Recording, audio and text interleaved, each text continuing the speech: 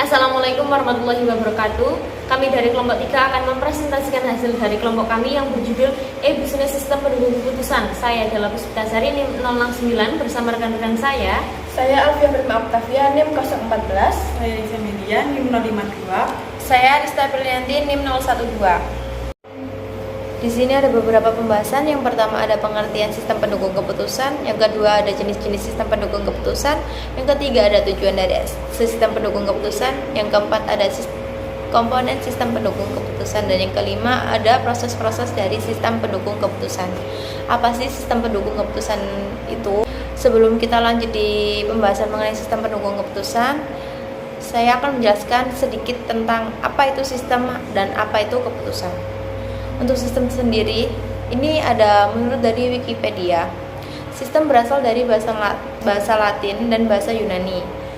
Dan sistem merupakan suatu kesatuan yang terdiri dari komponen atau elemen yang dihubungkan bersama untuk memudahkan aliran informasi, materi, atau energi untuk mencapai sebuah tujuan. Istilah ini sering dipergunakan untuk menggambarkan suatu set entitas yang berinteraksi, di mana suatu model matematika seringkali bisa dibuat. Sistem juga merupakan kesatuan bagian-bagian yang saling berhubungan, yang berada dalam suatu wilayah, serta memiliki item penggerak. Contoh umumnya seperti negara. Negara merupakan suatu kumpulan dari beberapa elemen kesatuan lain, seperti provinsi atau daerah, yang saling berhubungan sehingga membentuk suatu negara, di mana yang berperan sebagai penggeraknya yaitu kita atau rakyat yang berada di negara tersebut. Kata sistem banyak sekali digunakan dalam percakapan sehari-hari, dalam forum, diskusi maupun dokumen ilmiah. Kata ini digunakan untuk banyak hal dan pada banyak bidang pula, sehingga maknanya menjadi beragam. Dalam pengertian yang paling umum, sebuah sistem adalah sekumpulan benda yang memiliki hubungan di antara mereka. Untuk keputusan sendiri, di sini ada menurut Davis, keputusan merupakan hasil dari pemecahan masalah yang dihadapinya dengan tegas. Hal ini berkaitan dengan jawaban atas pertanyaan-pertanyaan mengenai apa yang harus dilakukan dan seterusnya mengenai unsur-unsur dari perencanaan. Keputusan dibuat untuk menghadapi suatu masalah atau kesalahan yang terjadi terhadap rencana yang telah digariskan atau penyimpangan serius terhadap rencana yang telah ditetapkan sebelumnya. Tugas pengambilan keputusan tingkatannya sederajat dengan tugas pengambilan rencana dalam organisasi. Untuk keputusan sendiri dijabarkan oleh Ralph C. Davis pada tahun 2004. Keputusan merupakan sebagai hasil pemecahan masalah yang dihadapinya dengan tegas. Suatu keputusan merupakan jawaban yang pasti terhadap suatu pertanyaan. Keputusan harus dapat menjawab pertanyaan tentang apa yang dibicarakan dalam hubungannya dengan perencanaan. Keputusan dapat pula berupa tindakan terhadap pelaksanaan yang sangat menyimpang dari rencana semula. Itu tadi penjelasan mengenai sebuah sistem dan keputusan. Untuk sistem pendukung keputusan sendiri, ini ada gagasan dari Raymond McLeod di tahun 1998. Sistem pendukung keputusan merupakan sebuah sistem yang menyediakan kemampuan untuk penyelesaian masalah dan komunikasi untuk permasalahan yang bersifat semi terstruktur. Sedangkan menurut Wikipedia ini ada penjelasannya, yaitu SPK atau sistem pendukung keputusan adalah bagian dari sistem informasi berbasis komputer, yang dimana termasuk sistem berbasis pengetahuan, manajemen pengetahuan, yang dipakai untuk mendukung pengambilan keputusan dalam suatu organisasi atau perusahaan. Dapat juga dikatakan sebagai sistem komputer yang mengolah data menjadi informasi untuk mengambil keputusan dari masalah semi terstruktur yang spesifik. Ada menurut Moore dan Chang, SPK atau sistem pendukung keputusan sendiri dapat digambarkan sebagai sistem yang berkemampuan mendukung analisis ad hoc data dan pemodelan keputusan, berorientasi keputusan, orientasi perencanaan masa depan, dan digunakan pada saat yang tidak biasa. Jadi, Sistem pendukung keputusan sendiri adalah sebuah sistem yang dipakai untuk mendukung pengambilan keputusan dalam menyelesaikan suatu masalah agar masalah tersebut dapat diselesaikan dengan baik. Untuk jenis, tujuan, dan prosesnya nanti akan dijelaskan secara langsung dan secara rinci oleh rekan-rekan saya nantinya. Tujuan sistem pendukung keputusan. Sistem pendukung keputusan membantu manajer dalam pengambilan keputusan atas masalah semi terstruktur, memberikan dukungan atas pertimbangan manajer dan bukan yang dimaksud untuk menggantikan fungsi manajer, meningkatkan efektivitas keputusan yang diambil manajer lebih daripada perbaikan efisiensinya, kecepatan komputasi. Komputer memungkinkan para pengambil keputusan untuk melakukan banyak komputasi secara cepat dengan biaya yang rendah. Peningkatan produktivitas, membangun suatu kelompok pengambil keputusan, terutama para pakar, bisa sangat mahal. Pendukung terkomputerisasi bisa mengurangi ukuran kelompok dan memungkinkan para anggotanya untuk berada di berbagai lokasi yang berbeda-beda. Selain itu, produktivitas staf pendukung bisa ditingkatkan. Produktivitas juga bisa ditingkatkan menggunakan peralatan optimasi yang menentukan cara terbaik untuk menjalankan sebuah bisnis. Kemudian dukungan kualitas. Komputer bisa meningkatkan kualitas keputusan yang dibuat. Sebagai contoh, semakin banyak data yang diakses, maka banyak juga alternatif yang bisa dievaluasi. Analisis resiko bisa dilakukan dengan cepat dan pandangan daripada pakar. Bisa dikumpulkan dengan cepat dan dengan biaya yang lebih rendah. Keahlian bahkan bisa diambil langsung dari sebuah sistem komputer melalui metode kecerdasan tiruan. Dengan komputer, para pengambil keputusan bisa melakukan simulasi yang kompleks, memeriksa banyak skenario yang memungkinkan, dan menilai sebagai pengaruh secara cepat dan ekonomis. Semua kapabilitas tersebut mengarah kepada keputusan yang lebih baik. Kemudian, berdaya saing. Manajemen dan pemberdayaan sumber daya perusahaan. Tekanan persaingan menyebabkan tugas pengambilan keputusan menjadi sulit. Persaingan didasarkan tidak hanya pada harga, tetapi juga pada kualitas, kecepatan, kustomasi produk, dan dukungan pelanggan. Organisasi harus mampu secara sering dan cepat mengubah mode operasi, merekayasa ulang proses dan struktur, memberdayakan karyawan, serta berinovasi. Teknologi pengambilan keputusan bisa menciptakan pemberdayaan yang signifikan dengan cara memperbolehkan seorang untuk membuat keputusan yang baik secara cepat, bahkan jika mereka memiliki pengetahuan yang kurang. Kemudian, mengatasi keterbatasan kognitif dalam pemrosesan dan penyimpanan. Menurut Simon 1977, otak manusia memiliki kemampuan yang terbatas untuk memperoleh dan menyimpan informasi, mengingat dan menggunakan sebuah informasi dengan cara yang bebas dari kesalahan. Kemudian ada jenis-jenis sistem pendukung keputusan. Berdasarkan tingkat teknologi, ada SPK spesifik dengan karakteristik tertentu. Contoh, SPK untuk penentuan harga satuan barang. Kemudian pembangkit SPK, software khusus yang digunakan untuk membangun dan mengembangkan SPK. Contoh, memudahkan SPK spesifikasi.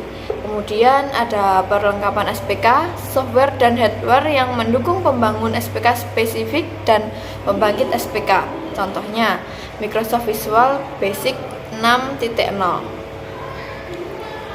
Berdasarkan tingkat dukungannya, yaitu ada Retrieve Information Elements.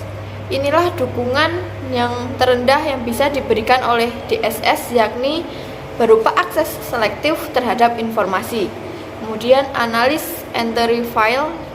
Dalam tahapan ini, para manajer diberikan akses untuk melihat dan menganalisis file secara lengkap.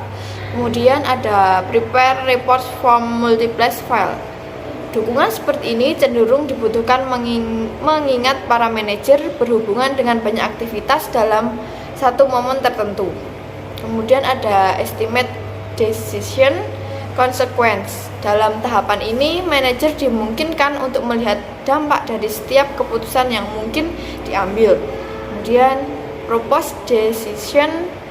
Dukungan di tahap ini sedikit lebih maju lagi. Suatu alternatif kebutuhan bisa disodorkan ke hadapan manajer untuk mempertimbangkan. Kemudian make decision. Ini adalah jenis dukungan yang sangat diharapkan dari DSS. Tahapan ini memberikan sebuah keputusan yang tinggal menunggu legitimasi dari manajer untuk dijalankan. Komponen sistem pendukung keputusan. Yang pertama, ada subsistem manajemen basic data atau database management subsystem. Subsistem data merupakan bagian yang menyediakan data-data yang dibutuhkan oleh database management subsystem atau DBMS. DBMS sendiri merupakan subsistem data yang terorganisasi dalam suatu basic data. Data-data yang merupakan dalam suatu pendukung keputusan dapat berasal dari luar lingkungan, keputusan pada manajemen level, atau seringkali harus memanfaatkan data dan informasi yang bersumber dari luar perusahaan. Yang kedua, ada subsistem manajemen basic model atau model based management subsystem. Subsistem model dalam sistem pendukung keputusan memungkinkan pengambilan keputusan, menganalisa secara utuh dengan mengembangkan dan membandingkan alternatif solusi integrasi model-model dalam sistem informasi manajemen yang berdasarkan integrasi data-data dari lapangan menjadi suatu sistem pendukung keputusan. Ada subsistem perangkat lunak penyelenggara dialog atau dialog generation and management software. Subsistem dialog merupakan bagian dari sistem pendukung keputusan yang dibangun untuk memenuhi kebutuhan representasi dan mekanisme kontrol. Dalam proses analisa dalam sistem pendukung keputusan ditentukan dari kemampuan berinteraksi antara sistem yang terpasang dengan user, pemakai terminal, dan sistem perangkat lunak merupakan komponen-komponen yang terlibat dalam subsistem dialog yang mewujudkan komunikasi antara user dengan sistem tersebut. Komponen dialog menampilkan keluaran sistem bagi pemakai dan menerima masukan dari pemakai ke dalam sistem pendukung keputusan. Adapun subsistem dialog dibagi menjadi 3, antara lain bahasa aksi atau the action language, merupakan tindakan-tindakan yang dilakukan user dalam usaha untuk membangun komunikasi sistem. Tindakan yang dilakukan oleh user untuk menjalankan dan mengontrol sistem tersebut tergantung rancangan sistem yang ada. Bahasa tampilan atau the display or presentation language merupakan keluaran yang dihasilkan oleh suatu sistem pendukung keputusan dalam bentuk tampilan. Tampilan akan memudahkan user untuk mengetahui keluaran sistem terhadap masukan-masukan yang telah dilakukan. Bahasa pengetahuan knowledge based language merupakan pengetahuan yang harus dimiliki user tentang keputusan dan tentang prosedur pemakaian sistem pendukung keputusan agar sistem dapat digunakan secara efektif. Pemahaman user terhadap permasalahan yang dihadapi dilakukan di luar sistem sebelum user menggunakan sistem untuk mengambil keputusan. Selanjutnya ada proses dalam sistem pendukung keputusan. Tahap-tahap pengambilan keputusan menurut teori dari Herbert A. Simon. Tahap-tahap yang harus dilalui dalam proses pengambilan keputusan sebagai berikut.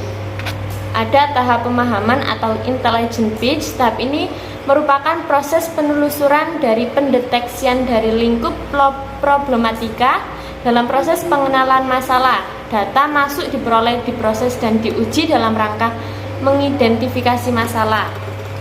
Selanjutnya ada tahap perancangan atau design phase. Tahap ini merupakan proses pengembangan dan pencarian alternatif tindakan atau solusi yang dapat diambil.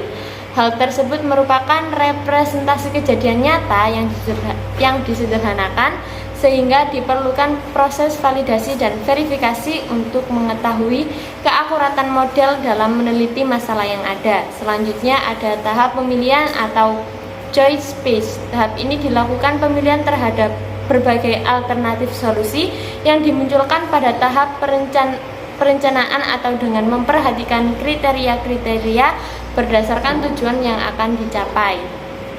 Selanjutnya ada tahap implementasi atau implementation phase. Tahap ini dilakukan penerapan terhadap rancangan sistem yang telah dibuat pada tahap perancangan serta pelaksanaan alternatif tindakan yang telah dipilih pada tahap pemilihan. Selanjutnya ada keterbatasan sistem pendukung. Sistem pendukung keputusan, setiap sistem teknologi pasti memiliki kelebihan dan keterbatasannya. Sedangkan keterbatasan sistem pendukung keputusan yaitu ada beberapa kemampuan manajemen dan bakat manusia yang tidak dapat dimodelkan, sehingga model yang ada dalam sistem tidak semuanya mencerminkan persoalan sebenarnya. Misalnya, kemampuan manusia untuk mengambil keputusan tidak hanya dipengaruhi oleh pengalaman dan pengetahuan yang mereka miliki, tetapi juga dari saran orang yang di sekitarnya. Kemampuan suatu SPK terbatas pada perbendaharaan pengetahuan yang dimilikinya, pengetahuan dasar serta model dasar. Maksudnya bahwa sistem pendukung keputusan hanya bisa menyelesaikan masalah sesuai data masukan yang diprogram dalam sistem itu. Proses-proses yang dapat dilakukan SPK biasanya juga tergantung pada perangkat lunak yang digunakan. Sistem pendukung keputusan tidak memiliki kemampuan institusi seperti yang dimiliki manusia. Sistem ini dirancang hanyalah untuk membantu pada saat pengambilan keputusan dalam melaksanakan tugasnya, sehingga ada permasalahan dikerjakan oleh sistem pendukung keputusan dan harus dikerjakan oleh manusia.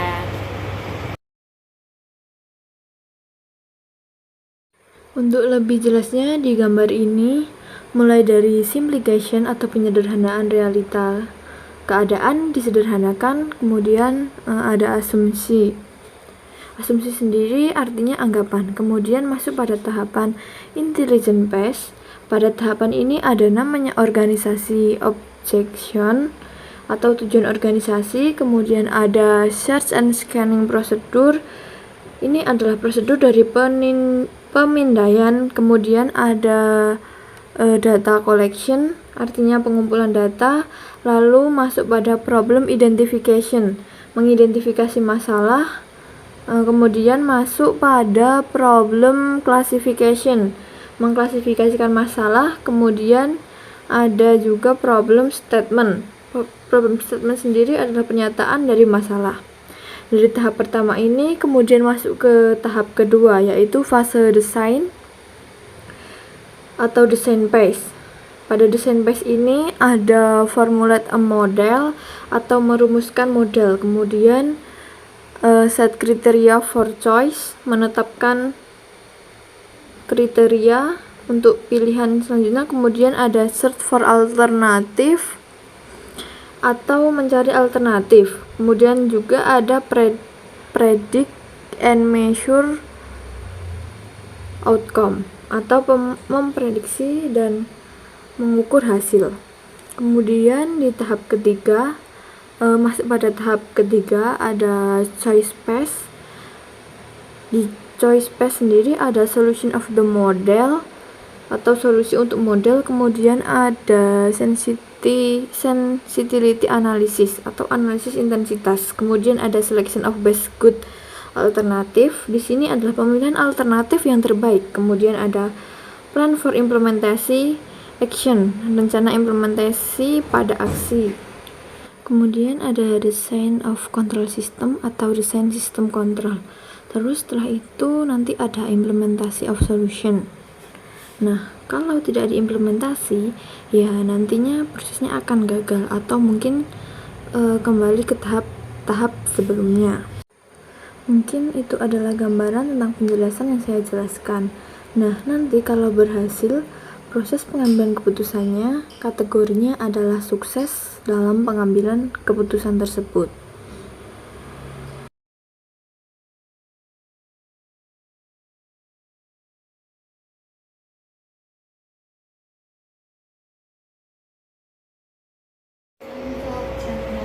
Berdasarkan hasil pembahasan di atas, ada beberapa kesimpulan, yaitu 1. Pengertian sistem pendukung keputusan adalah sistem yang dipakai untuk mendukung pengambilan keputusan dalam menyelesaikan suatu masalah. 2. Tujuan sistem pendukung keputusan adalah membantu manusia dalam mengambil keputusan supaya lebih cepat dan tepat. Yang ketiga ada jenis-jenis sistem pendukung keputusan, yaitu berdasarkan tingkatan teknologi. Ada SPK spesifik dengan karakteristik tertentu, pembangkit SPK, dan perlengkapan SPK.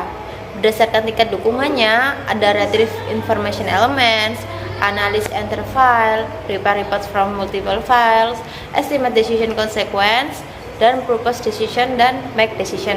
Yang keempat, komponen sistem pendukung keputusan meliputi subsistem manajemen basic data, subsistem manajemen basic model, dan subsistem perangkat lunak penyelenggara dialog. Yang kelima, proses dalam sistem pendukung keputusan yaitu pemahaman, perencanaan, pemilihan, dan penerapan. Yang terakhir adalah keterbatasan sistem pendukung keputusan, yaitu hanya bisa menyelesaikan masalah berdasarkan program yang ditanamkan, tidak dengan hal yang tak terduga seperti manusia. Sekian presentasi dari kami. Wassalamualaikum warahmatullahi wabarakatuh.